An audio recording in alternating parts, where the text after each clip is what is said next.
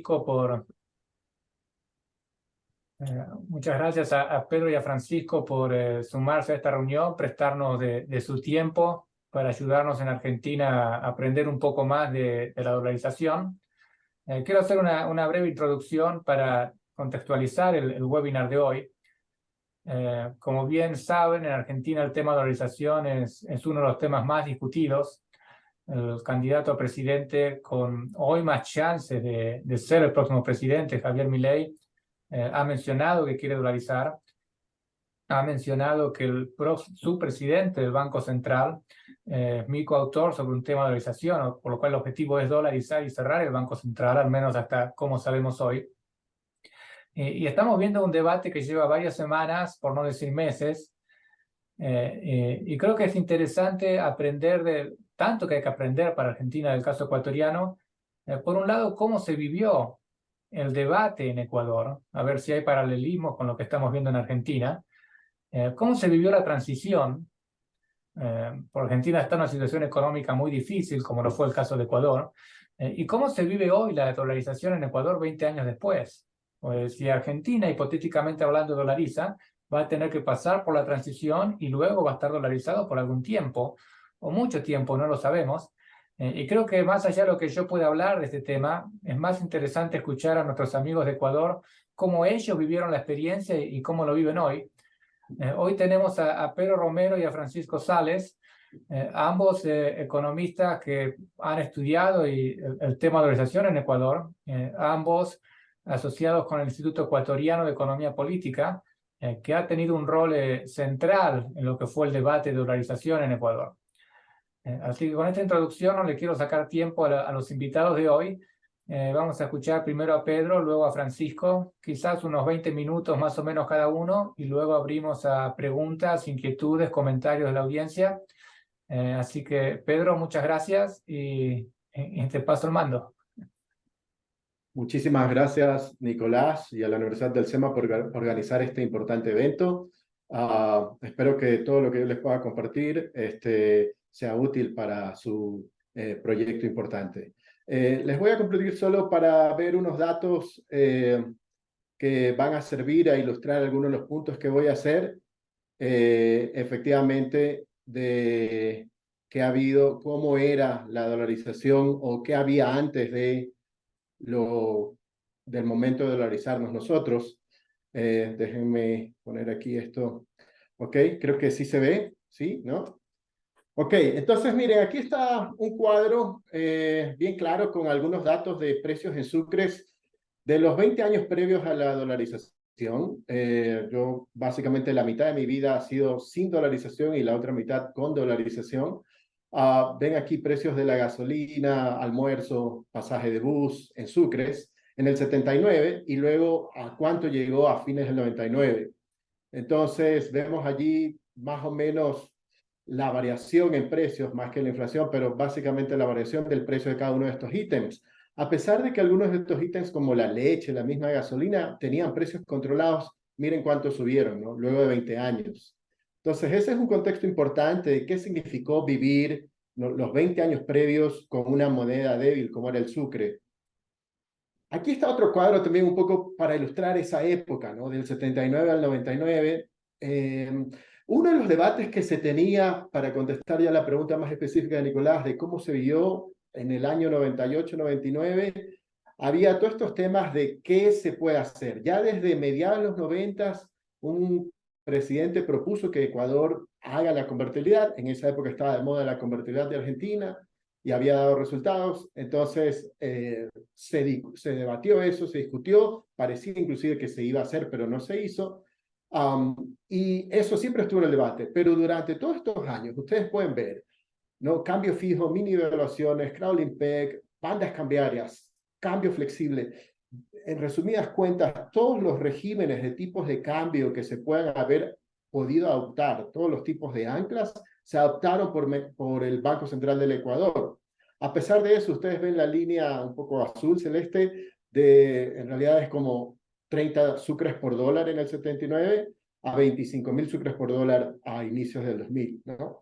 Entonces ustedes ven aquí un poco, este cuadro es como para decir, miren, no es que no se intentó, por medio del Banco Central hacer cosas. Se intentaron muchas, ¿ok?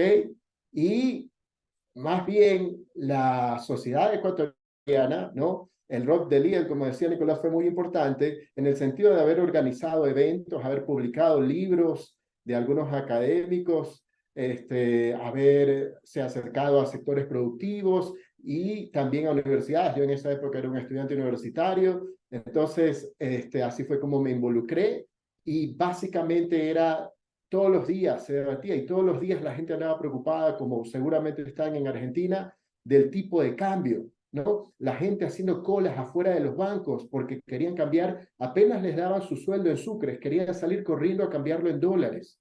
Entonces había bastante gente que todos sabían que era un tipo de cambio y todos sabían lo que significaba que se devaluaba el sucre. O sea, ahí esa parte, esa lección de economía estaba bien aprendida por la población ecuatoriana. Y entonces, en ese sentido, sí había resistencia efectivamente del Banco Central, como debe haberlo en su país, de hacer un cambio radical. Ellos hablaban, de lo que yo me acuerdo en esa época, de eliminar ceros del sucre, ¿no? Por ejemplo, pasar de 25.000 sucres por $1 a 25 sucres por $1 y crear un nuevo sucre. Entonces, esas eran las ideas contra las cuales economistas como Franklin López y otros, Dora Ampuero, se enfrentaron y empezaron a debatir. Como les decía, era incansable la actividad de organizar eventos en universidades, trayendo expertos del exterior, sobre todo de Panamá, y en ese sentido tratar de mover la opinión pública a favor de esto. Lo que también sucedió fue que las cuentas en dólares que desde 1994 en Ecuador se abrieron, el sistema financiero fue uno de los primeros en dolarizarse efectivamente. Pero también luego algunos precios de vehículos, precios de las casas. Entonces, en ese sentido, la dolarización también tuvo esta parte de ser espontánea, de ir gradualmente ocupando distintas esferas de la actividad económica y cada vez más y más personas la adoptaban y la internalizaban, la hacían suya propia. Y esto es importante porque el presidente que oficializó la dolarización, Yamil Mawad, que quizás ustedes han escuchado, básicamente no es que digamos, ya venía un plan tampoco era un ofrecimiento de campaña de su parte, sino que fue algo que básicamente lo adoptó sin apoyo de su Banco Central, solo con el apoyo de unas cuantas personas dentro de su gabinete, y básicamente ni siquiera el Fondo Monetario Internacional lo estaba apoyando, y en ese sentido lo adoptó porque estas personas que yo decía, del IEP, como Durán Poro y otros, se acercaron más de una vez donde él y le dijeron esto es lo que hay que hacer. Y entonces lo hizo y oficializó la dolarización, pero recalco el hecho de que venía después de un proceso de dolarización espontánea muy importante, tanto en el sector financiero como en las actividades de poner precios a las cosas, de valorar los bienes, etc. Entonces, eso es importante mencionarlo.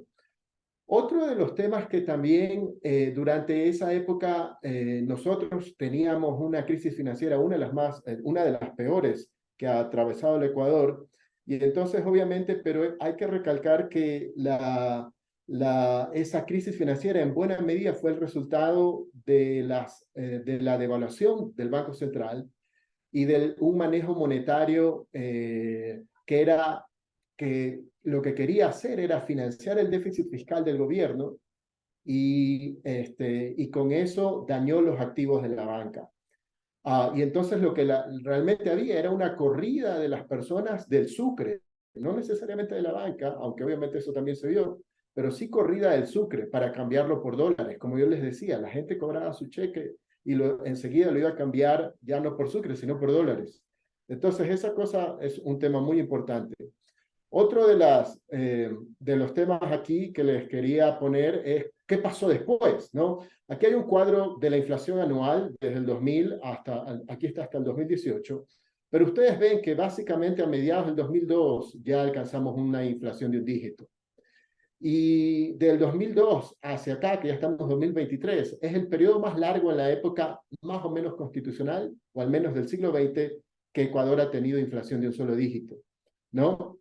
Y eso es bastante importante mencionarlo, porque nos ha dado estabilidad, nos ha dado esa capacidad de hacer cálculo económico, tanto a las empresas, a los inversionistas, a los consumidores, a la gente que planifica a largo plazo. En el año 99 o hasta el año 99 era común que los contadores les exigieran a las empresas poner un ítem al final de los balances generales que decía reexpresión monetaria. ¿Qué era la reexpresión monetaria? Era que después de calcular el balance en sucres, pasivos y activos, etcétera, el patrimonio, tenían que reexpresarlos en dólares en base a los tipos de cambio de ese momento. Entonces, efectivamente era un costo adicional hacer ese tipo de actividades. ¿Ok? El otro tema que también es bastante importante es este de aquí. Antes de la dolarización, básicamente el mercado hipotecario en Ecuador era el monopolio del Instituto Ecuatoriano de Seguridad Social, ¿ok?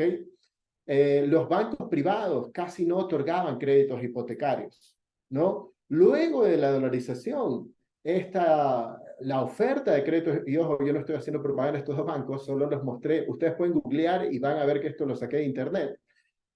Y ustedes pueden ver, ¿no? Tasas de interés de 8.50% a 25 años plazo, montos desde 200.000 a 700.000 dólares en casas, ¿no? Acá 8.45 la tasa de interés anual, ¿no? Montos hasta de 1 millón de dólares, ¿no? También hay otras viviendas, que esto es algo, en algunos bancos se han metido en este mercado de vivienda social, ¿no? Viviendas de hasta 100.000 dólares, tasas de 4.87%. Estas tasas y esta oferta de créditos hipotecarios, oferta privada de créditos hipotecarios, antes de la dolarización no existía. Como les digo, lo que era normal era que una persona vaya al Instituto Ecuatoriano de Seguridad Social y pida un crédito hipotecario allí, porque era básicamente el único que lo daba. En el sector privado había a lo mejor una o dos mutualistas, pero tomaba mucho tiempo hacerse un sujeto de crédito de estas mutualistas hasta que te den un crédito, y siempre era solo una pequeña parte, no era el 80% como son estas, ni a esta cantidad de años plazo que era 25 años o 20 años como les estoy mostrando aquí. Y estas son actividades de mercado. Como les digo, eso es un cambio radical de que la oferta de servicios de los bancos cambió. ¿Por qué? Porque a diferencia de qué sucedía antes de la dolarización, ellos contaban, imaginémonos que el banco, al tener el sucre, tiene una materia prima de mala calidad. Con el dólar tienen una materia prima de mejor calidad. Y entonces con el dólar ellos pueden crear más servicios, más productos para sus clientes, expander sus créditos, sus depósitos, etcétera. Entonces, en este sentido, se ha ganado esa solidez y esa mayor disponibilidad de servicios desde de la banca en Ecuador. Y digo solidez también porque efectivamente desde la última crisis del 99 a la fecha, a pesar de que sí hemos tenido problemas fiscales y seguimos teniendo problemas fiscales y problemas de deuda externa a través del Estado, inclusive el gobierno de Correa metiéndole mano al Banco Central o a lo que queda del Banco Central, aún así hemos tenido una banca bastante estable, ¿no? Y en ese sentido, eso ha contribuido a que de alguna manera la actividad económica se blinde ante los escándalos y ante los problemas políticos que siguen sucediendo en Ecuador. ¿Ok? Entonces, yo pienso que este es uno de los temas de cómo se vive actualmente la dolarización que podríamos tener en cuenta de lo importante que son con respecto a cómo se vivía sin dolarización y con dolarización. Otro de los temas, una de las preguntas que nos mandó Nicolás decía, ¿qué hubieran cambiado ustedes al dolarizarse? Yo pienso que una de las cosas que nos ha quedado como inconvenientes y que si regresáramos el tiempo la deberíamos cambiar, es el Banco Central. El punto es que todavía sigue existiendo y a pesar de que no emite, al seguir existiendo, yo decía hace un rato, el gobierno de Correa le metió la mano, ¿no? Y el punto es que todos los bancos privados están obligados a poner sus reservas bancarias. Pero en realidad, desde el punto de vista económico, no hay nada que exija que las reservas bancarias estén concentradas en el Banco Central. No hay nada que exija que el sistema de pago sea un monopolio del Banco Central.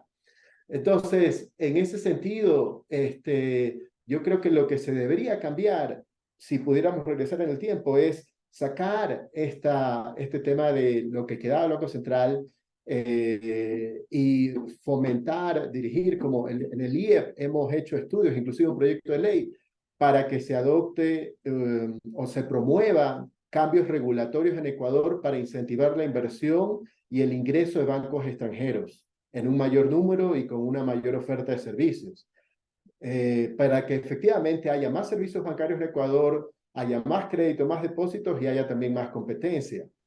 Entonces, y a través de ellos y de una banca ecuatoriana más competitiva, se pueda generar efectivamente, se pueda gestar el sistema de pagos, se pueda hacer todos estos temas de manejar las reservas bancarias, etcétera.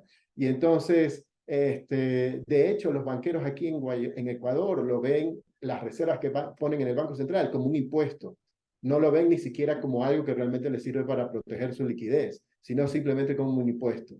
Entonces, en ese sentido, uno de los temas que nos ha quedado pendientes y que quizás si ustedes se meten en este proyecto interesante e importante de dolarizar la economía es que no se equivoquen. O sea, mientras exista un banco central, por más pequeño que lo dejen, por más específico que digan que va a ser X, Y o Z tarea, acuérdense que en el sector público cualquier proyecto de gasto siempre va a tender a crecer.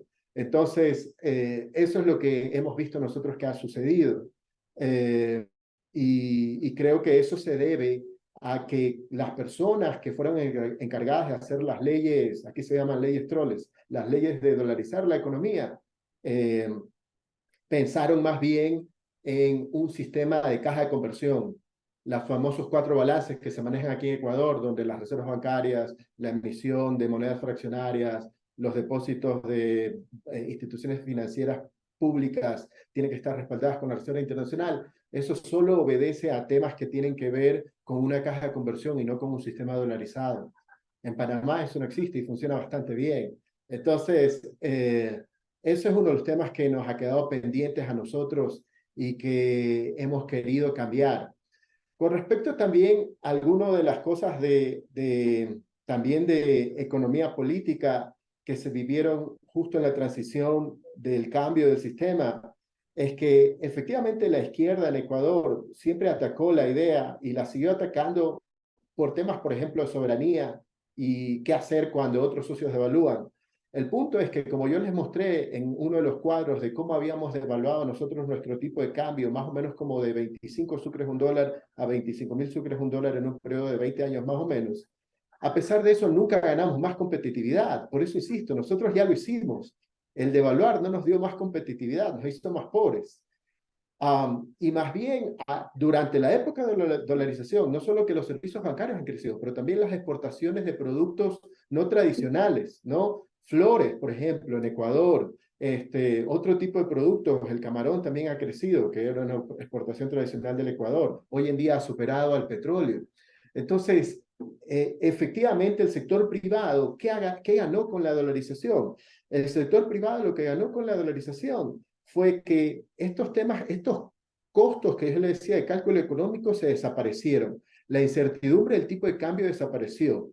El riesgo de evaluación desapareció, tanto para los bancos como para los empresarios. Por el otro lado, también hizo que sea más posible que las empresas se estén fijando en su productividad y ya no tanto en cómo les está afectando el tipo de cambio y la política monetaria del gobierno y del Banco Central. Solo pónganse a pensar en ese cambio de marco. Un empresario, en lugar de estar gastándose minutos u horas de su día en ver cómo está el tipo de cambio y llamando a su oficial en el banco, estar enfocando y conversando con su director de producción, decirle, a ver, ¿cómo estamos produciendo? ¿Qué costos tenemos que reducir? Eso fue un impacto importante. Hay varios estudios que se han hecho en Ecuador para señalar cómo empíricamente, efectivamente, la dolarización trajo una mayor capitalización y un aumento de productividad en las empresas debido a que ya no se estaban encargando de preocuparse por el tipo de cambio.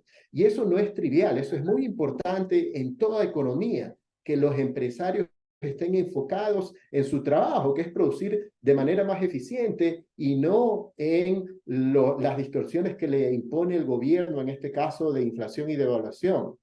Entonces, ese es uno de los temas ahí también importantes. La izquierda, sin embargo, después de la dolarización, ha seguido con el tema de la soberanía, ha seguido con el tema de que a lo mejor en momentos de devaluación, de crisis, de que otros socios, países cercanos evalúan, nosotros hemos perdido esa herramienta, pero la verdad es que si uno le pregunta tanto a los empresarios como en general a los empresarios, como a las personas, etcétera, en general, no opinan de esa misma manera.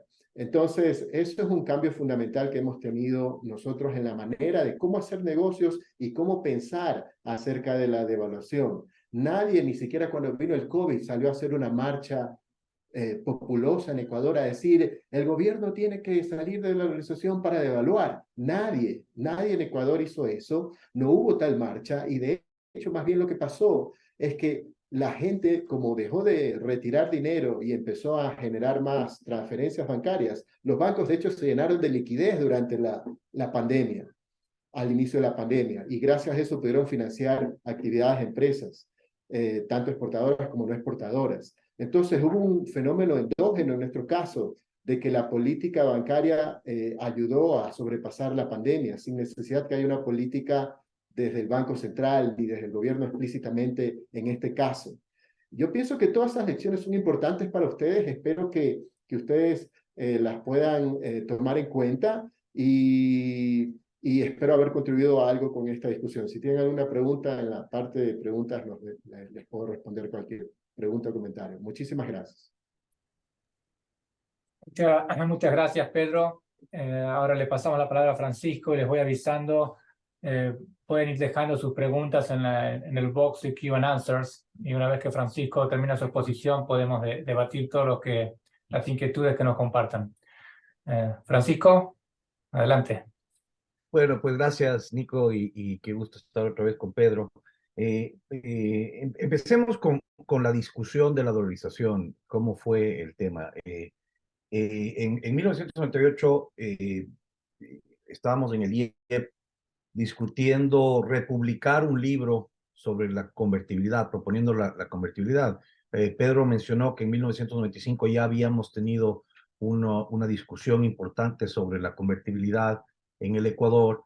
Entonces ya habíamos tenido y algunos economistas la posibilidad de estudiarla un poco más, de estudiar sus ventajas.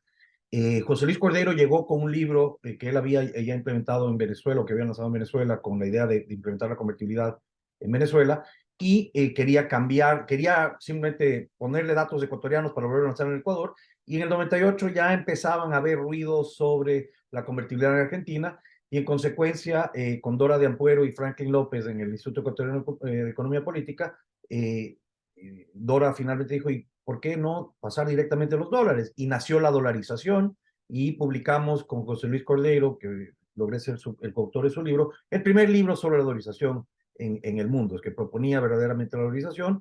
Luego publicó Franklin López, en el cual también tuve la oportunidad de ser partícipe de ese libro y tengo varios capítulos en él, pero era una idea completamente fringe.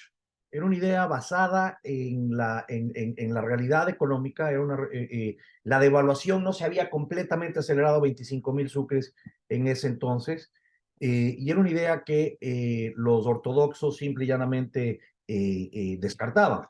Desde el Fondo Monetario Internacional, hasta el Banco Central, hasta los políticos. De hecho, quiero compartir con ustedes, si puedo, este memo recibido del Banco Central del Ecuador 4 días antes de que se dolarice el país, que dice a las primeras horas de la mañana de hoy, el 5 de enero, las autoridades económicas, director del Banco Central, Ministerio de Finanzas, Presidencia de Bancos, en forma conjunta anunciarán al país los esquemas monetarios y cambiarios a aplicarse con el propósito de estabilizar la economía del tipo de cambio.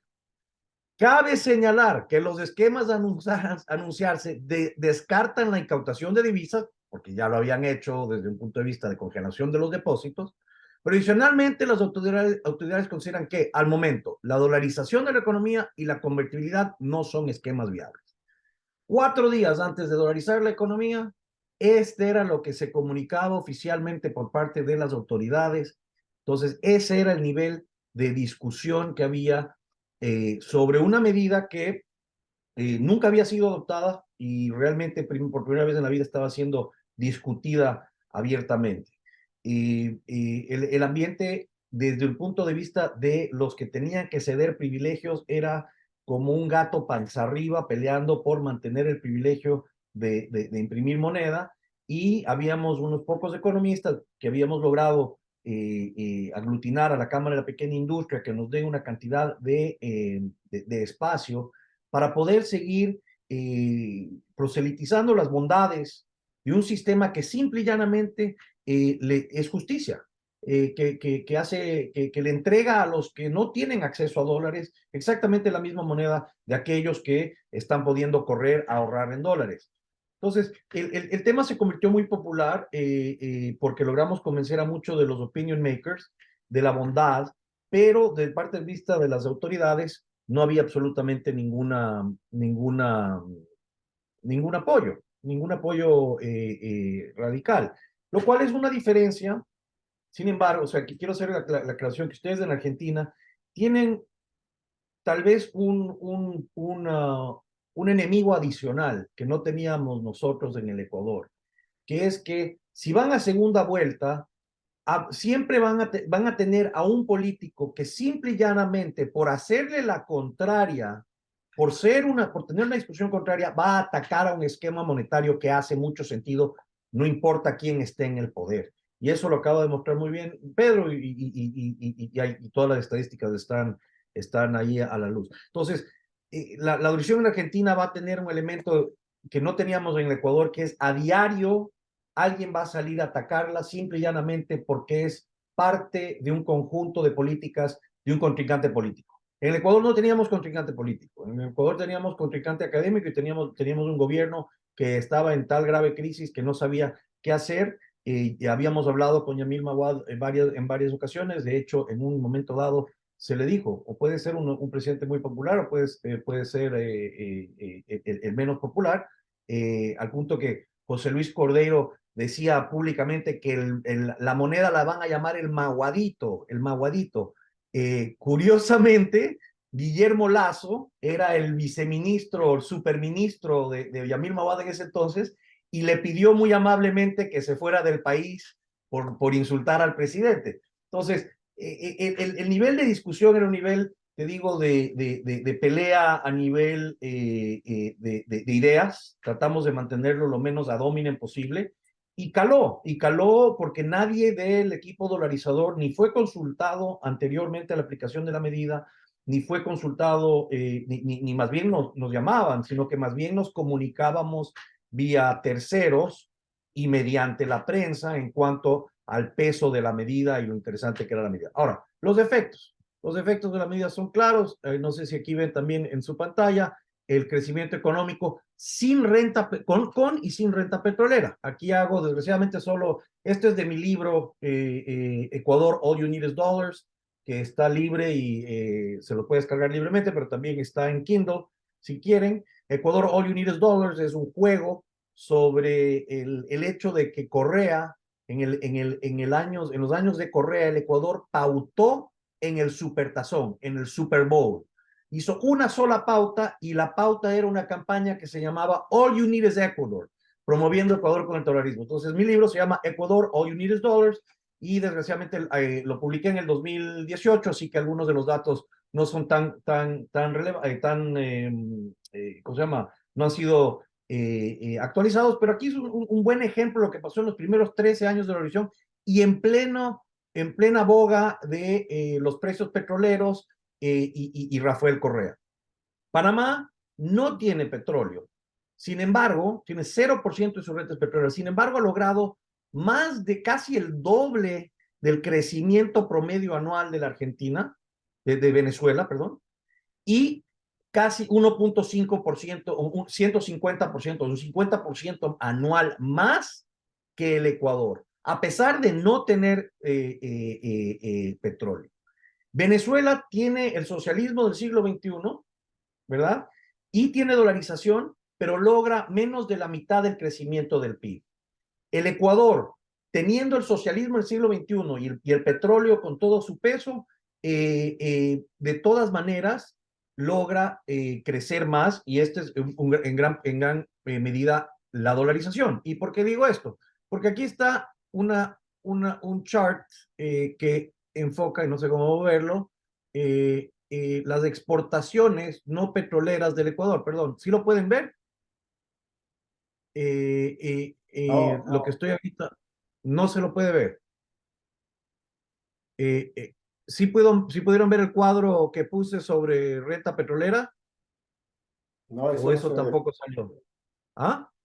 No, tienes que salir y volver a coger una pantalla. Ok, perdón. Entonces, volvemos a hacerlo y ojalá, si no, continúo sin.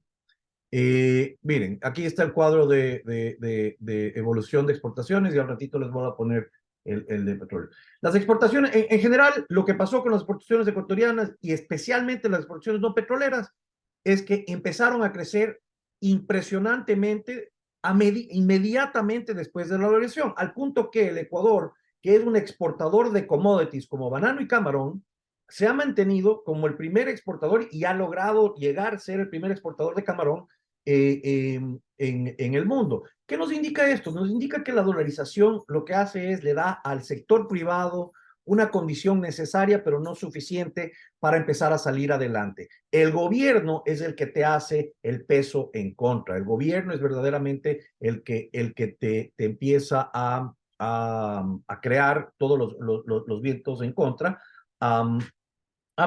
Pero el sector privado necesita, y con el cálculo económico que puede hacer el sector privado sale adelante sin necesidad de estar viendo el tipo de cambio, como decía Pedro.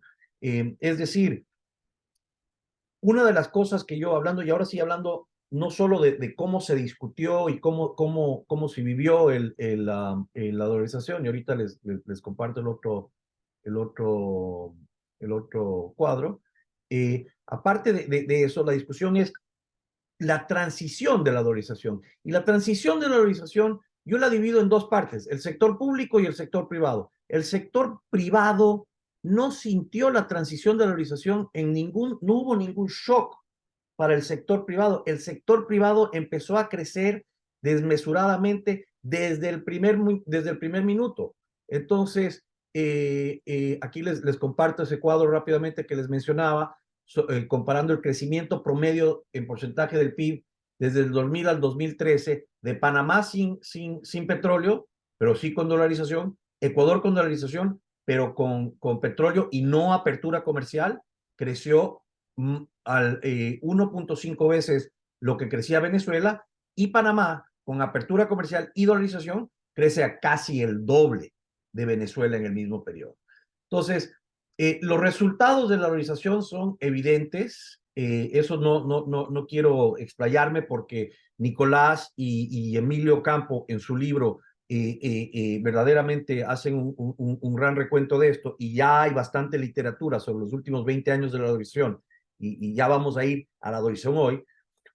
Pero hablando entonces, pasando de lo que fue la discusión muy difícil de convencer a la gente de que adopte esta medida, que se adoptó por un presidente que no tenía ninguna credibilidad al momento, que fue derrocado 12 días más tarde, en realidad lo que pasó es que la transición fue inmediata a una estabilidad de cálculo económico. La transición fue tan fuerte que las tasas de interés del bono de estabilidad monetaria bajaron del 97% al 17%, 4 días después del anuncio de la dolarización. Y les acabo de enseñar el TELEX, bajo el cual el Banco Central, todas las autoridades monetarias decían que ese no era un esquema viable o considerado. Una semana más tarde, o pocos días, 6 días más tarde de ese TELEX, las tasas de interés habían bajado en una magnitud de 5. Entonces, ¿cómo pasó la transición? Luego de que Maguad anunció esta dolarización, 14 días más tarde era derrocado.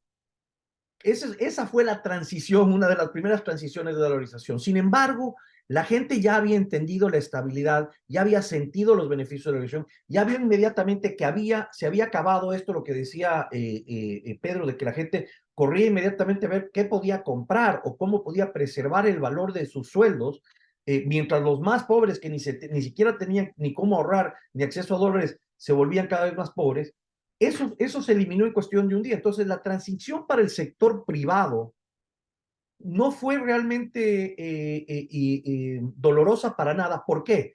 Porque la dolarización desacopla al sector político del sector privado. Y esta es la gran fortaleza de la dolarización. El sector privado finalmente puede hacer cálculo económico y el ruido que le introduce el Banco Central se elimina. Se elimina, en el caso ecuatoriano, no se eliminó completamente, todavía hay algo de ruido, pero sin embargo, con todo ese ruido y con todo lo que Correa le echó en contra, vemos que el crecimiento económico del sector privado, la importancia del sector privado en la economía ecuatoriana no ha parado de incrementarse. La competitividad de las exportaciones ecuatorianas no han sido afectadas. Entonces, el periodo de transición más grave es para el sector público. Es este sentido de, ¿y ahora qué hacemos? Y en eso tú, Nico y Emilio, tienen una muy buena propuesta de securitizar todos los activos del Banco Central que no hayan sido utilizados en reemplace de base monetaria, y básicamente utilizar esos activos mediante un fondo o un collateral debt obligation o como sea, para ir pagando los pasivos del Banco Central y así eliminando la injerencia del Banco Central por siempre en la economía, lo cual sería, como decía Pedro, un gran avance o una gran mejora a la experiencia ecuatoriana de dolarización. La transición de la dolarización en el Ecuador en términos de dinero en efectivo demoró menos de 9 meses. Fue rápida. No es un proceso tampoco desconocido a nivel mundial. El euro también fue un canje de moneda. La transición es inmediata porque el 99% del dinero está en cuentas y en consecuencia te despiertas la próxima mañana y lo único que haces es divides por el tipo de cambio y ese es el nuevo dinero que tienes para ejecutar tu unidad de cuenta. La dolarización oficial simplemente reconoce al dólar en los balances de todas las transacciones como el dólar en unidad de cuenta y reemplaza el circulante con nuevos billetes dólares. Entonces la transición es rápida, la transición es indolora y absoluta, y debido al desacoplamiento del sector privado con el sector público, realmente es desapercibida por el sector privado. Los que tienen que correr es el sector público, y ahí es donde tenemos mucho trabajo por hacer, Nico, en realmente ver cómo se desarma el Banco Central de la República Argentina para darle mayor fortaleza a la estabilidad de la dolarización. Entonces, hoy, ¿cómo se vive el Ecuador? Bueno, yo creo que a pesar, la Argentina y el Ecuador son perfectos ejemplos por cómo sus instituciones han sido destruidas a través del socialismo del siglo XXI durante casi 20 años, pero el uno con dolarización y el otro sin dolarización.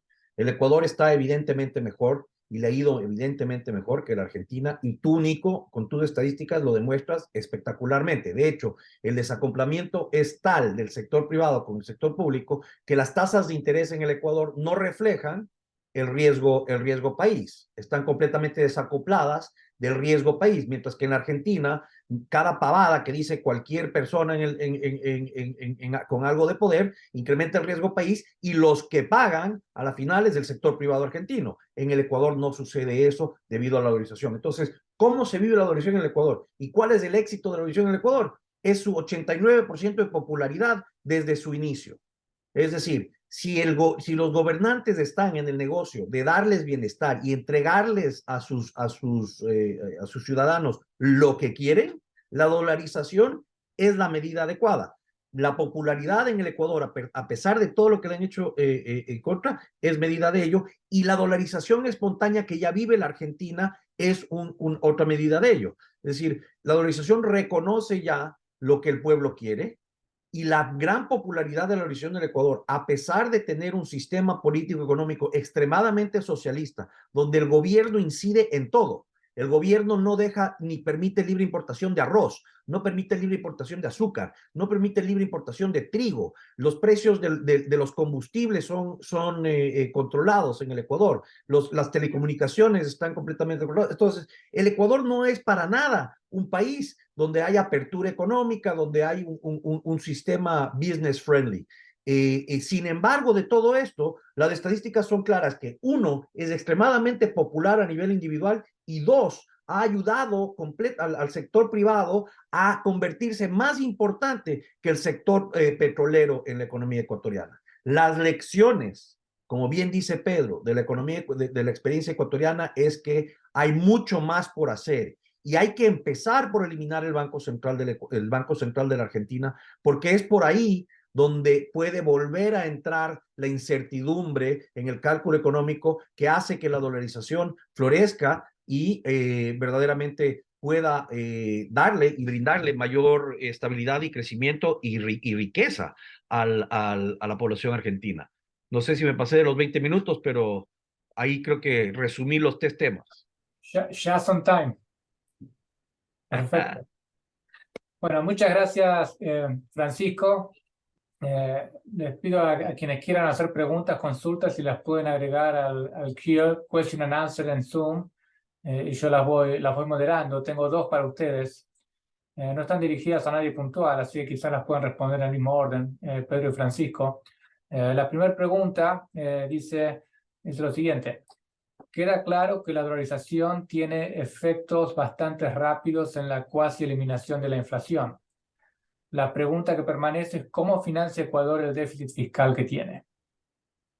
Bueno, a partir de que nos dolarizamos, al gobierno le quedó igual como fuente de financiamiento los impuestos y por el otro lado el endeudamiento, tanto interno como externo.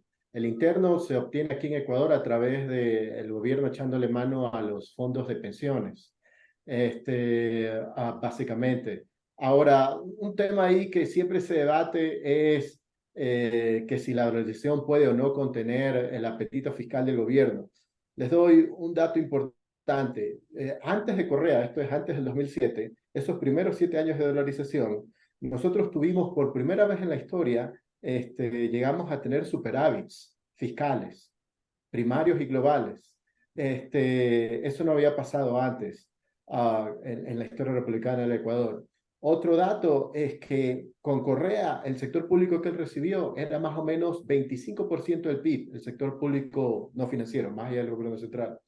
En su apogeo, Correa, esto es más o menos 2013-2014, el sector público llegó a ser 44% del PIB. Actualmente es 35% del PIB. Y es básicamente porque el gobierno no pudo financiar ese 10% adicional. Todavía hay algo que no, mejor dicho, todavía hay un peso, como lo que señalaba Francisco, enorme del Estado, pero lo que quiero decir con esto es que el gobierno, al cerrársele una válvula, esta válvula del impuesto, lo que hay que reconocer es algo que ya dijo Mises hace mucho tiempo, es que inevitablemente al gobierno le va a tocar o subir impuestos y endeudarse, y eso es lo que han hecho. Correa hizo casi que una reforma tributaria por año. No digo que eso sea bueno, lo que quiero decir con eso es que la gente sabe lo que le cuesta el peso del Estado. ¿El volumen? Estás en mute. Esa transparencia, esa agencia, la dolarización le da agencia al ciudadano y le transmite mucha transparencia a las cuentas fiscales, de tal forma que, por ejemplo, la corrupción de los gastos que se hicieron en el gobierno de Correa hace 10 años, todavía siguen siendo dólares hoy, entonces son medibles, no se licuaron en los sucres. Pero los déficits fiscales no se corrigen y si quieres la historia, y al ratito si tengo chance les puedo hasta poner el gráfico de Panamá versus Ecuador. Panamá ha mantenido un déficit fiscal mucho más grande que el ecuatoriano. El problema es cómo financias el déficit y cómo haces que el déficit no salga corriendo. Pero la experiencia mundial, la empírica, es que los países con tipos de cambio fijo tienen menos déficit fiscales. Eso lo demuestran Hanke y Schuller. En su libro Deberían los países en desarrollo tener bancos centrales, y en general te impone este tipo de cambio y te hace transparente ante el público la subida de impuestos. Al punto que los ciudadanos eventualmente se empiezan a dar cuenta. Y es por eso que yo creo que ambos, la elección de Lasso y la gran popularidad que tiene Noboa hoy, son un reflejo de la dolarización. La gente vota por la dolarización, aunque no tenemos planes políticos tan delineados o económicos tan delineados como los tienen Milei, que lo tiene bastante claro. Noboa no presenta un plan muy claro, presenta o sea, ni siquiera una ideología clara. Sin embargo, tiene 55% de la intención del voto hoy.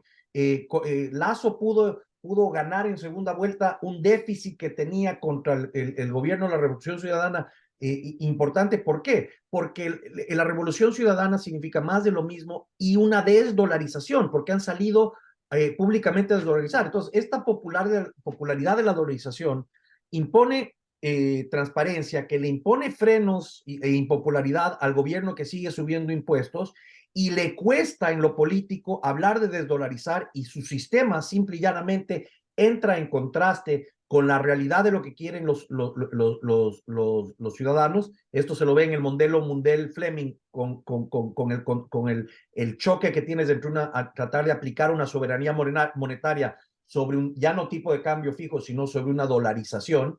Que el Ecuador, por ejemplo, tiene un impuesto a la salida de las capitales, o sea, no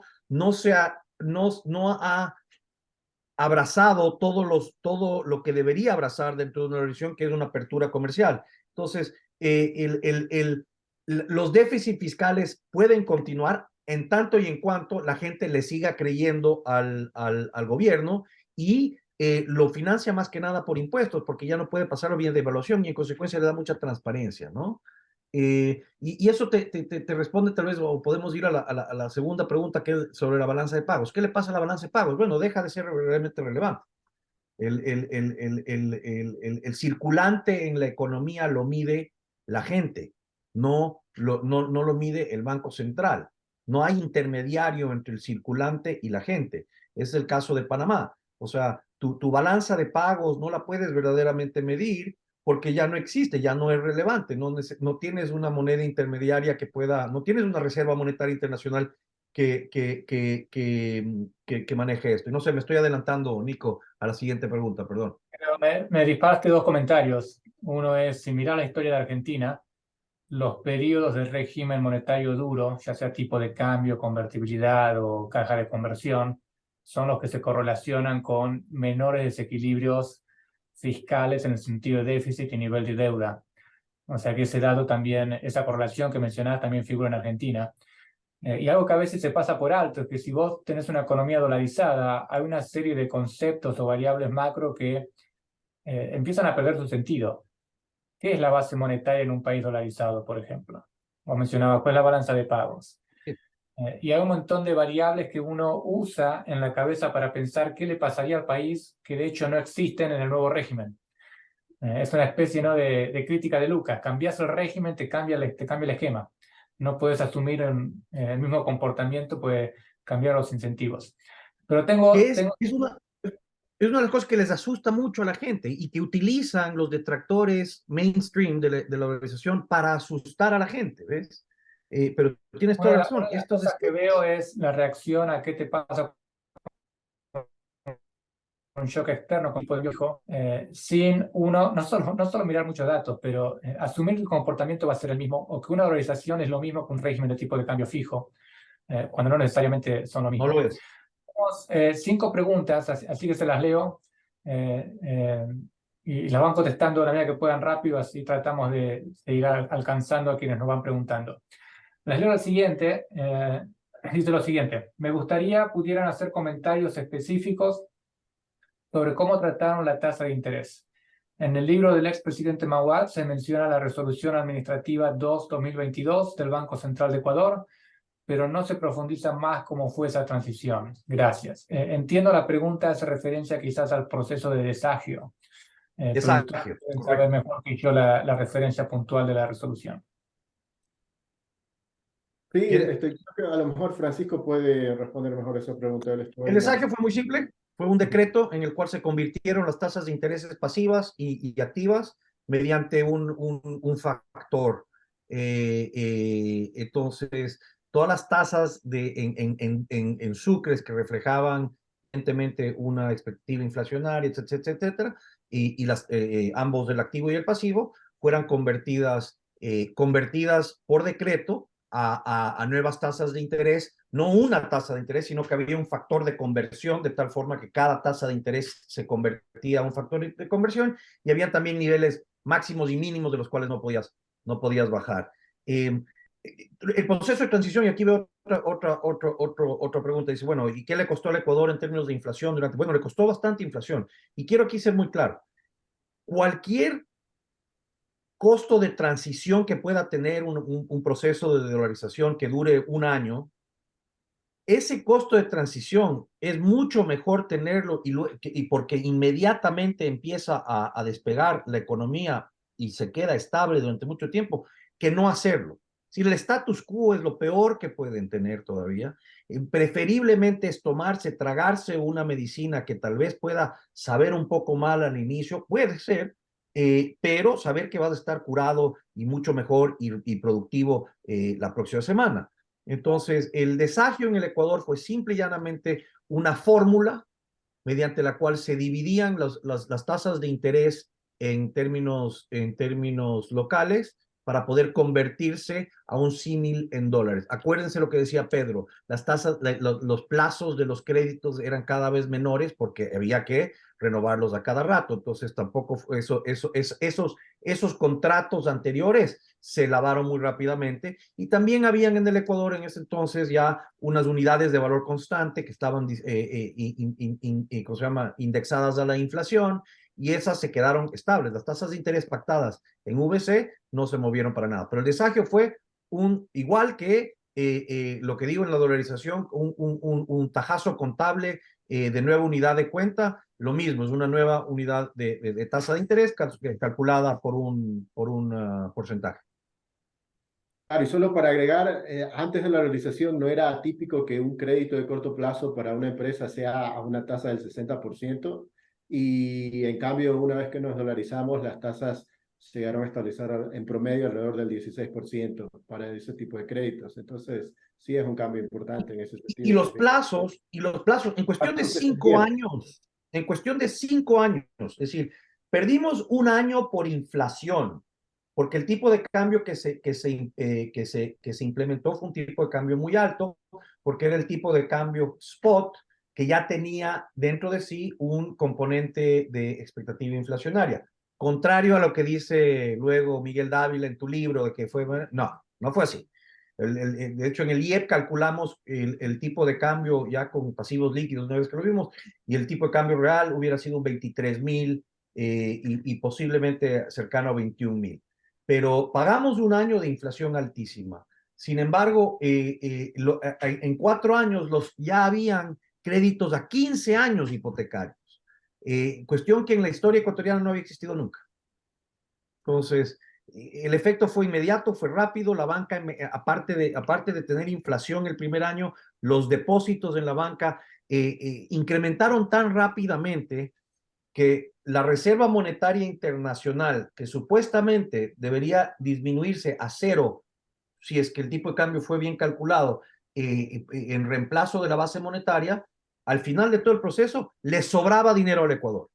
¿Por qué? Porque los bancos recibieron tanta liquidez tan inmediatamente que eso adicionalmente ayudó a que estos contratos a corto plazo, cuando se renueven, tengan tasas de interés aún más bajas y plazos mayores, ayudando el cálculo económico y la reactivación del sector privado otra vez. Aclaro que la inflación altísima que menciona Francisco, que tuvo Ecuador en los meses posteriores a dolarizar, sigue siendo menor a la que tiene Argentina hoy, sin haber dolarizado. La siguiente pregunta, algo comentaron, no sé si quieren agregar una cuestión. La pregunta dice, ¿qué se puede esperar de la dolarización en términos de balance de pagos en un país a medio camino en el proceso de industrialización como es Argentina?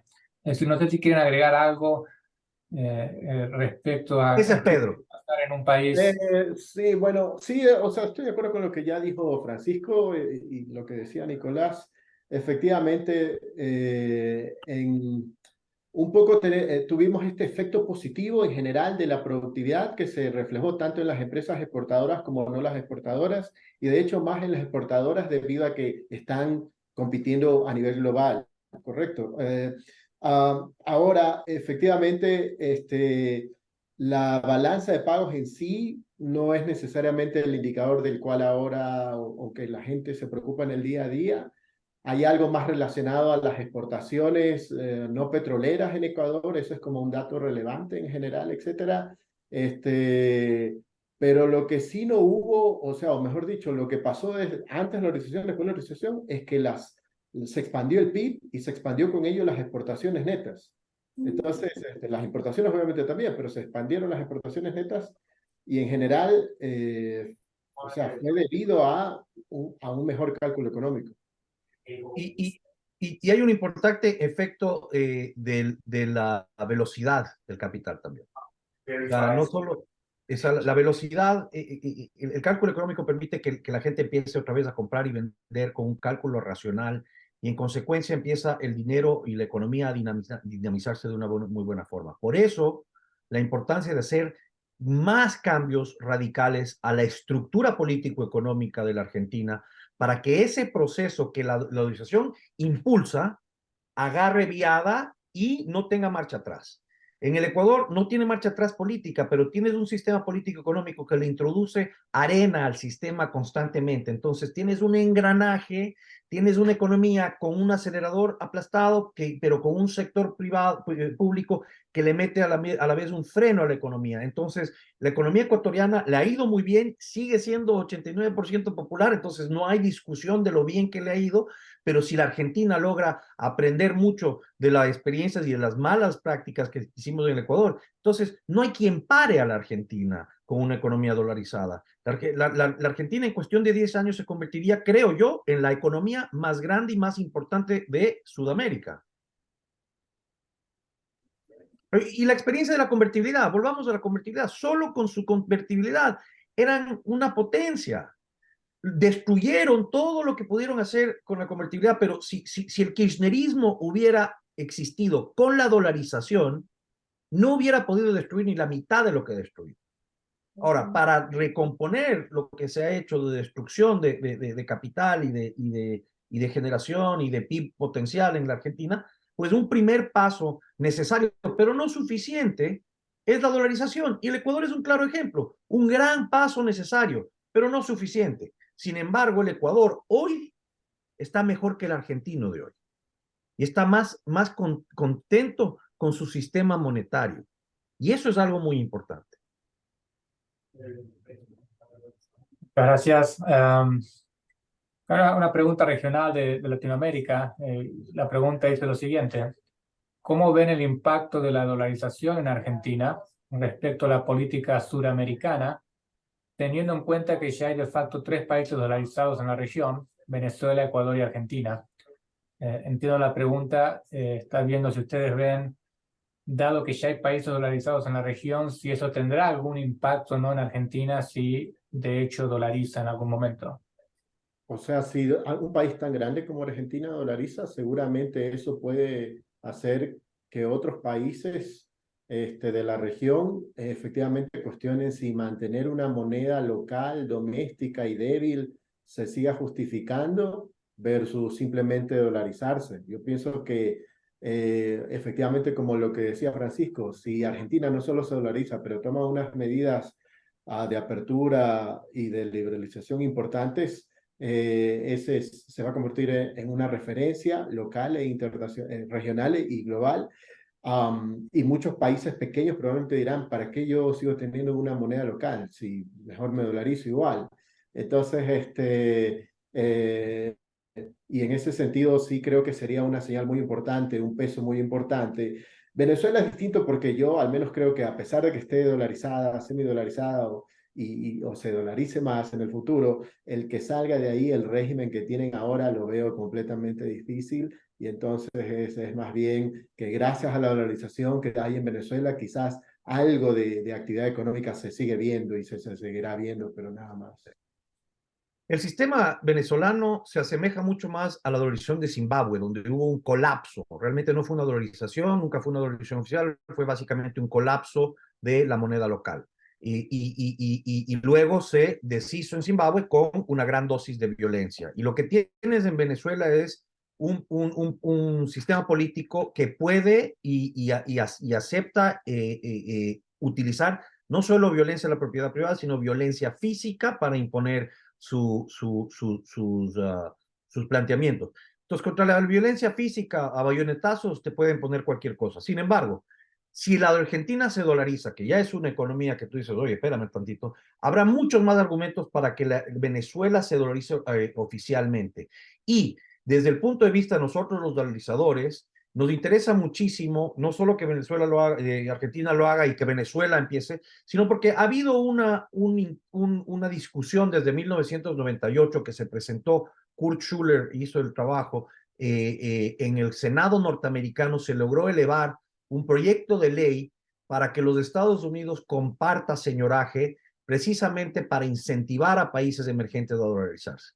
Entonces, cuando la Argentina se dolarice, eso nos va a dar muchísimo más fuerza para poder retomar ese argumento ante el FED y decirle, mira, a la final el mundo está dolarizado y tú eres el único que está ganando señoraje, te conviene que Venezuela esté dolarizada, te conviene que Argentina esté dolarizada, le conviene a los argentinos y le conviene a los venezolanos estar dolarizados, sin embargo, tú ganas un beneficio por eso, devuélvenos parte de ese beneficio y así estaremos nosotros aún en mejor posición de defender la dolarización.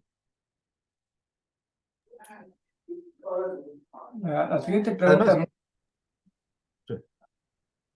es muy relevante para varias discusiones en Argentina. Es lo siguiente. Se realizó la dolarización con algún apoyo de los Estados Unidos.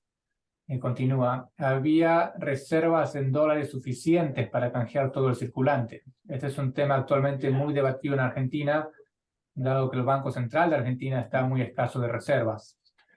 El apoyo de Estados Unidos, un poco ya lo mencionó Francisco, o sea, el FMI nunca apoyó la medida. Candizu, que era en ese entonces el representante del FMI, el presidente del FMI, él de hecho textualmente, o sea, él se opuso.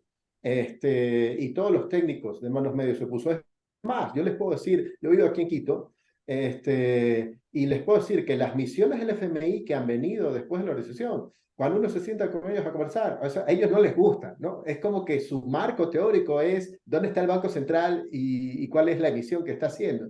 Entonces, primero eso. En segundo lugar, en sí el gobierno de Estados Unidos, hasta yo me acuerdo, Francisco me puede corregir, pero no hubo tampoco así un espaldarazo así de, ok, háganlo, está bien y les voy a ayudar, sino fue como que, ok, está bien, es su decisión, la vamos a todo lo respetar. contrario, ¿Ah? Pedro, yo fui parte de la delegación que fue al FED digo, que fue al Treasury y fue al Departamento de Estado. El Ecuador corría, ya teníamos el balance, el presupuesto balanceado.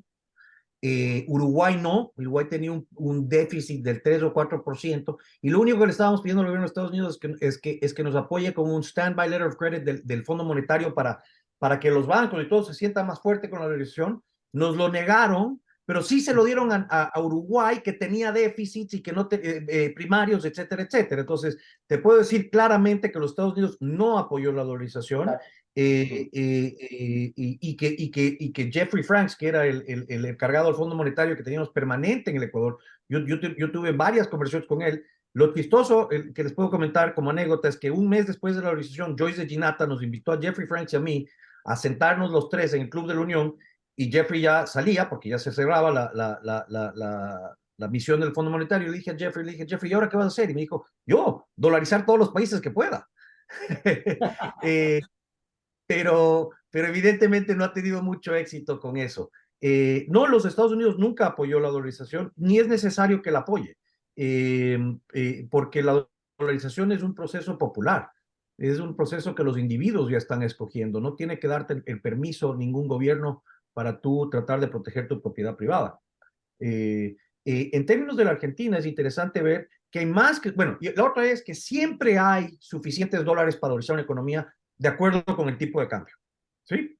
O sea, nunca hay muy pocos dólares para poder dolarizar una economía, dependiendo del tipo de cambio que utilices. O sea, eso es simplemente una relación de si hay 100 dólares y hay 1,000 pesos, es 10 pesos por dólar, nada más. En el caso específico de la Argentina, y estudiando el balance un poco,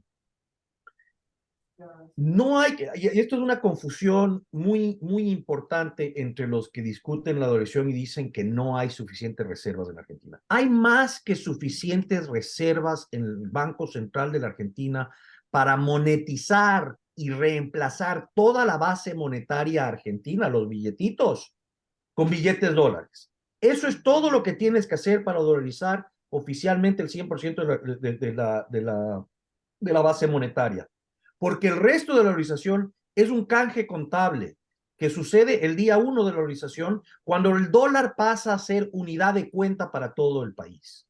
Entonces, según mis cálculos, según el balance del Banco Central, vayan ustedes y vean cuánto hay de pasivo líquido, de activo líquido versus emisión monetaria.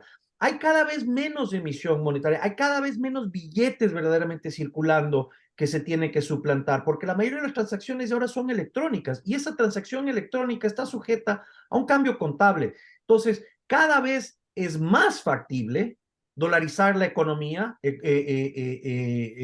argentina porque el tipo de cambio sigue subiendo. La emisión monetaria, la base monetaria, los billetes, que es lo único que se tiene que suplantar, están más que respaldados a un tipo de cambio de 7.50 y aún menos, pero yo me quedaría con el tipo de cambio libre, porque quiero quedar claro, dolarizar la economía es un tema de stock de billetes, no un tema de flujo del Banco Central. El Banco Central es insolvente. Ese es el problema de la Argentina. Eso es lo que pretende resolver la dolarización, es acabar la insolvencia del Banco Central. Pero porque el Banco Central sea insolvente no significa que no tenga stock de dólares para reemplazar la base monetaria. Y eso creo que tiene que quedar muy claro. Hay más que suficientes dólares. Quedan dos preguntas y si queda tiempo, yo tengo una. Y si no llegamos, no hay problema. La pregunta que sigue es, que quizá lo mencionaron al principio, pero ¿qué costos tuvo la dolarización para Ecuador en términos inflacionarios y de adecuación de monedas?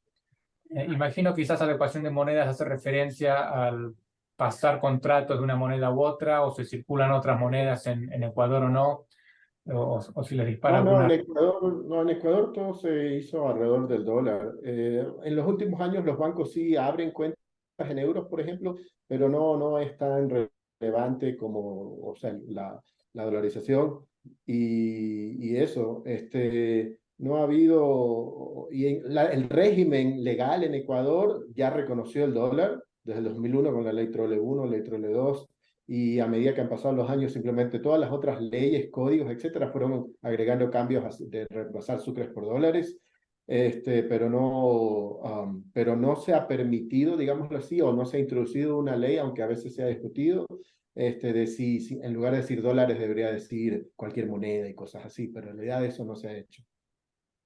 Sí, no hay una libertad de escoger que debería haber, pero de todas maneras escogerían el dólar. Sí hubo un pequeño costo.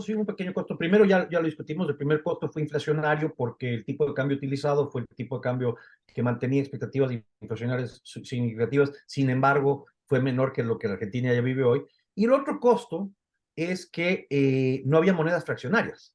De pronto las transacciones se volvían pequeñas y no tenías moneditas para poder hacer compras de 50 centavos. Entonces el Ecuador salió y imprimió monedas muy rápidamente y las puso en circulación y hoy por hoy tú tienes monedas de 50 centavos que tienen el mismo tamaño, excepto por grosor, que las norteamericanas y circula. Y el caso, y es importante este tema del cambio, ¿no? Y si quieren estudiar un poco el caso de Zimbabue es fantástico, porque en vez de traer monedas de los Estados Unidos, empezaron a simplemente utilizar las monedas sudafricanas. Entonces, la moneda que circulaba, o sea, el cambio chiquito que circulaba en Zimbabue era RAND, pero la economía estaba completamente dolarizada.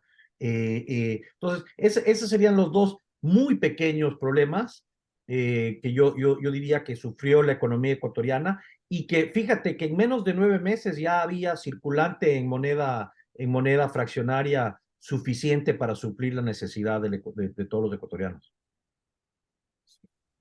La última pregunta que tengo dice lo siguiente. Ecuador defaultió 2 veces. ¿Eso nos muestra que la dolarización no es solución para desequilibrios fiscales? Es un tema que No, aquí no. en Argentina se discute mucho, así que me gustaría escuchar Sí, sí, sus sí. reacciones.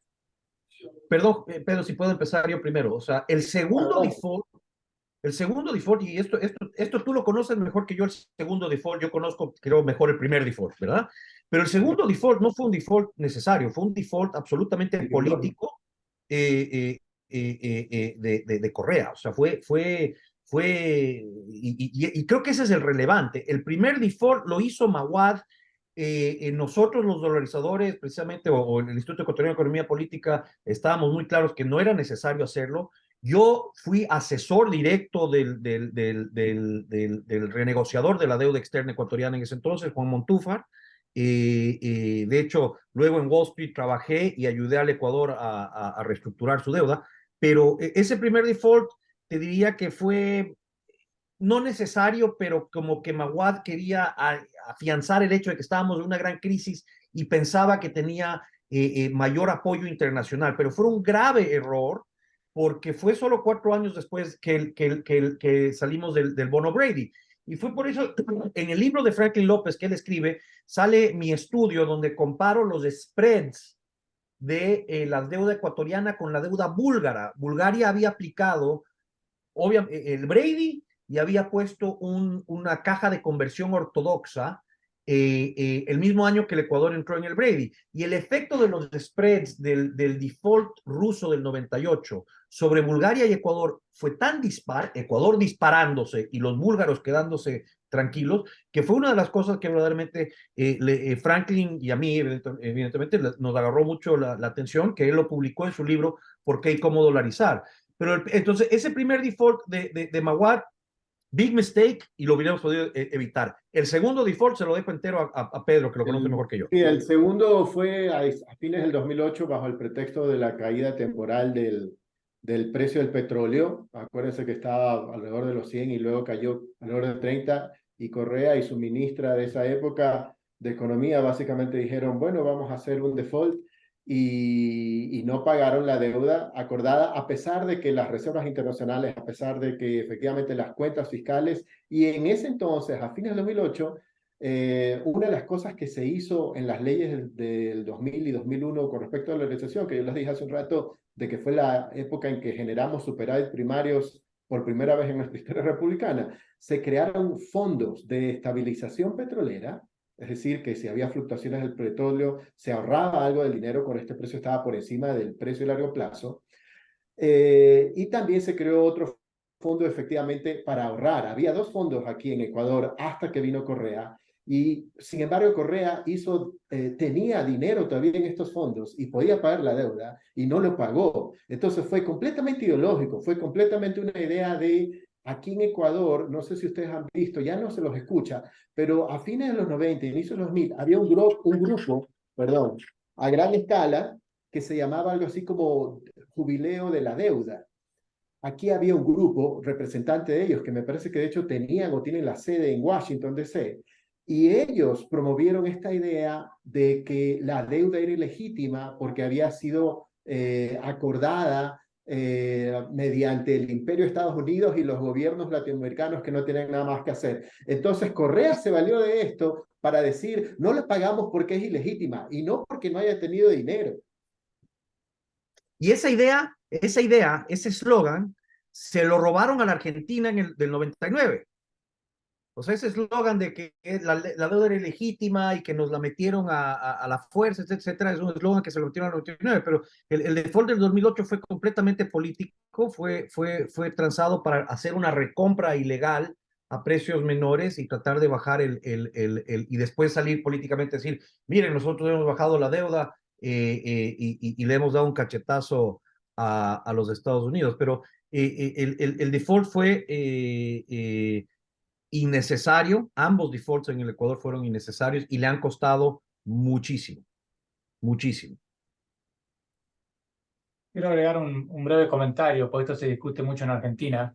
Creo que nadie que sugiera pensar en una dolarización, más allá de qué tan convencido esté en el argumento, sostiene que una dolarización automáticamente equilibra las cuentas fiscales o evita defaults o evita que vayas a volverte en un gobierno populista. Una dolarización no es ni una reforma fiscal completa en sí, ni una reforma electoral. El punto es si te baja los costos de tomar malas decisiones. Y creo que hay dos puntos que al comparar Ecuador con Argentina son interesantes. Uno lo mencionaron ustedes, y es que Ecuador entra en default, pero el crédito al sector privado no se ve alterado por el default o los desequilibrios fiscales del gobierno. En Argentina, un político dice alguna insensatez y el mercado entero agarra un estrés. Otro ejemplo es que ambas economías, Argentina y Ecuador, en términos reales, se estancan. Pero en Ecuador no se habla de hiperinflación como se habla en Argentina. Lo cual no es un costo menor que uno se puede ahorrar. Bueno, Absolutamente. la pregunta a mí me queda, nos quedan unos pocos minutos. No sé qué tan de cerca siguen ustedes el debate en Argentina, pero si leen, escuchan, y esto quizás es impresión mía cegada, pero como yo lo percibo es que quienes se oponen a la dolarización, cuando critican a quienes hablan de dolarización, lo hacen como si fuese una idea ridícula a sostener. Parece que quien tiene un título de economista y habla de dolarización tiene el título por accidente, pues no es posible que alguien sostenga algo así. Y no sé si en Ecuador el debate ha tenido ese mismo tipo de tono emocional. Y mi pregunta es, after the fact, después que Ecuador dolariza, guste o no, se dolarizó. ¿Qué reacción, si recuerdan, hubo en quienes estuvieron tan en contra de una dolarización? Yo voy a hablar de los que, digamos, son como lo que nosotros llamamos un economista neoclásico, mainstream. Lo que yo les puedo decir de estos economistas que estuvieron justo en el proceso de transición. En esa época, digamos, economistas que no son necesariamente de izquierda o no son de izquierda, pero que se oponían a la dolarización o porque estaban en el Banco Central o porque eran cercanos al Banco Central. A Francisco conocía a alguna gente de los PhDs que estaban ahí en el Banco Central en esa época, y entonces, pero muchos de estos estaban en contra. ¿Por qué?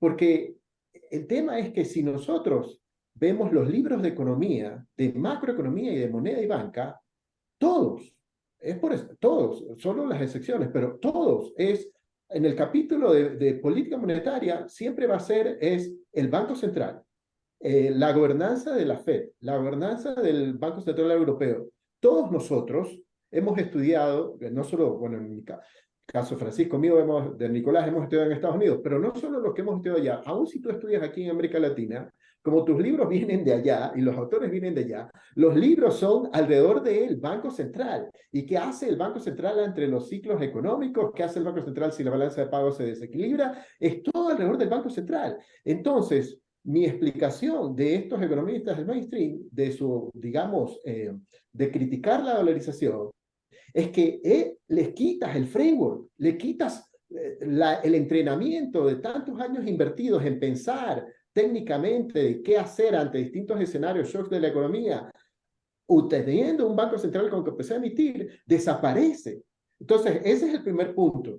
Les quitas ese punto de referencia. Sin embargo, yo he visto que después de la organización, no todos, pero algunos de ellos, han reconocido, yo creo que así como en contra de sus propios principios, de que la dolarización, o sea, hasta tal punto que hoy día los he escuchado hablar de interesarse en la dolarización ya a nivel teórico y ver qué pasa en Panamá, qué pasa en El Salvador. He estado en algunas discusiones con algunos de ellos y ver, ay, mira qué está pasando en El Salvador, mira, y entonces cómo se compara con la nuestra y todo lo demás.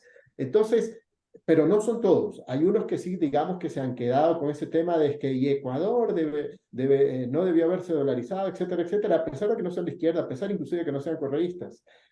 Entonces, pero es porque ellos vivieron, repito, esa época en el Banco Central. Además, todos hemos sido entrenados bajo esa lógica de que la política monetaria debe ser el monopolio de un banco central. Entonces, mi explicación con respecto a eso de allí es que tenemos en el debate que decía Francisco al inicio, académico, es efectivamente levantarlo de tal manera que uno a pesar de que no esté en los libros, decir, miren, pero si hay estos autores, si hay estos análisis, si hay estos datos que defienden el sistema monetario dolarizado, donde no hay un monopolio de la emisión, y que efectivamente el Banco Central, el Banco Central de Ecuador se fundó en 1927, probablemente en Argentina un poco más, un poco menos. La mayoría de los bancos centrales no tienen más de 120 años. Pero, ¿y qué quiere decir eso? Que si me remonto a 1900 o a 1880, la gente se moría de hambre y no había dinero en ningún país. No, mentira, sí había, ¿no? Y había crecimiento también, ya había habido la revolución industrial. Entonces, no es que gracias al Banco Central empezaron a existir las megatransacciones económicas o el desarrollo económico. El Banco Central es solo una pequeña realidad actual, moderna, versus toda la historia monetaria del mundo, ¿no? Que es más cercana a cajas de conversión y a patrones metálicos que a un régimen de dinero fiduciario. Y es la dolarización, es la nueva página en la historia monetaria mundial.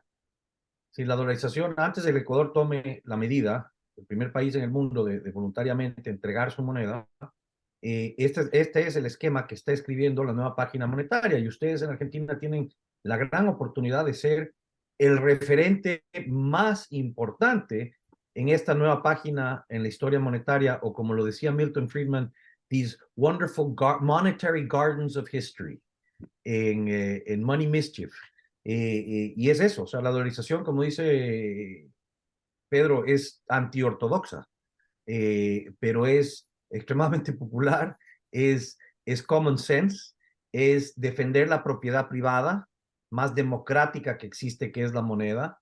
Entonces, no solo es un esquema que se debe defender desde un punto de vista monetario y fiscal, sino que es un tema moral que equipara, que le da la misma moneda a todo el mundo, o sea, y que permite cálculo económico. Y en consecuencia, esa es la única forma de que una economía pueda pararse por sus propios pies y deje de depender de un paternalismo peronista, socialista del siglo XXI, correísta, venga quien venga. Y es importante también decir que nadie puede tocar luego el Banco Central, ni siquiera un populista de derecha ni de izquierda. La dolarización no tiene preferencias políticas. La dolarización simple y llanamente trata de desacoplar al empresario de su cálculo económico ¿cómo se llama? Una competencia desleal que le hace el Banco Central exógenamente, que lo paraliza al sector privado, ambos, el ahorrista y el empresario, el consumo y la producción. No pueden hacer ningún tipo de cálculo económico con un banco central irresponsable. Y la realidad es que los bancos centrales se vuelven irresponsables en algún momento, ya sea populismo de izquierda o populismo de derecha. Entonces estamos mejor sin Banco Central y ciertamente estamos mejor sin emisión de moneda. Gracias, Pedro, Francisco. Mi último, es un tema que me resulta muy interesante, me cuesta no hacer agregados, pero si uno lee a Friedman, Mandel, todos estos economistas que han trabajado estos temas de áreas monetarias, tipos de régimen, tipos de cambio, y esto va relacionado a lo que decía Pedro, ¿no? Cuando uno estudia los manuales, son manuales que vienen de otros contextos, de otros países con ciertos presupuestos. Y cuando estos economistas hablan estos modelos, lo hacen pensando para economías desarrolladas. Al momento que tienen que pasar a hablar de economías en desarrollo, con estos problemas institucionales, dicen, no, las conclusiones de estos modelos ya no aplican. Milton Friedman, conocido por defender los tipos de cambios flexibles, debe haber sido el primero en decir, Argentina, puntualmente Argentina debería dolarizar. Más allá de que tenga razón o no, no es una figura menor. Claro, claro. Pero no estaba vivo. Ya no estaba vivo cuando se dolarizó Ecuador, pero Bob Mondale sí. Y Bob Mondale vino y pasó una semana con nosotros y estaba maravillado con el esquema de dolarización de Ecuador, y fue antes del euro, y él siempre decía luego, o sea, la experiencia él siempre vaticinaba, decía, mira, cambiar de moneda es fácil, cambiar de moneda es fácil. Y el Ecuador era su ejemplo más claro de lo fácil que era cambiar moneda, y estaba fascinado Bob Mondale. Claro, él con zonas monetarias óptimas, y obviamente era el dólar el adoptar. Friedman ya no estaba vivo, así que no tenemos su comentario, pero tendría que comerse algo de sus palabras hoy por hoy con los resultados que hay. Es decir, bueno, no vamos a entrar en toda la teoría y Friedman, etcétera, etcétera, pero ahí te queda la anécdota de Bob Mondale. Bueno, quiero agradecerles de nuevo, Pedro y Francisco. Imagino esto ha sido interesante, escucharlos a ustedes que han vivido y viven el caso de Ecuador. Obviamente no sabemos si Argentina va o no a dolarizar, pero la discusión está muy, muy candente y quien al menos hoy figura como ser el próximo presidente de Argentina, guste o no guste, pero quien figura como ser el próximo presidente, su propuesta más popular y su candidato a Banco Central es aplicar una dolarización en Argentina. Así que obviamente hay mucho interés en el tema. Y quisiera hacer, o sea, mira tú algo a favor de mi ley. Es extremadamente honesto quitarse el privilegio de imprimir moneda. O sea, eso sí es algo que no hemos visto anteriormente. No Mawad, ningún político ha salido a decir, yo me voy a imponer una disciplina fiscal porque no voy a poder yo imprimir dinero. Eso es algo que verdaderamente es novedoso y hay que sacar el sombrero, sacarse el sombrero. Pedro, Sí, perdón. pensé que iba a decir algo, Pedro. No, nada. No, estoy de acuerdo, sí.